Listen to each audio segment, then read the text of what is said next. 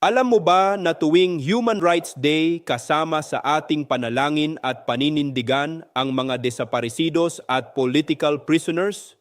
Ayon sa mga awit, ipagtanggol ang mahihina at ulilahin ang karapat-dapat.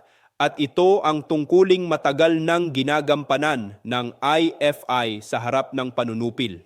Sa Pilipinas, may mga pamilyang dekadang naghihintay ng sagot. Nasaan ang kanilang anak, magulang o kapatid? May mga bilanggong pinatahimik dahil nagsalita para sa katotohanan. At bilang simbahan, hindi natin sila maaaring kalimutan o pabayaan dahil ang pananampalataya ay may kasamang pakikipagkapwa sa mga lubos na nawalan ng tinig.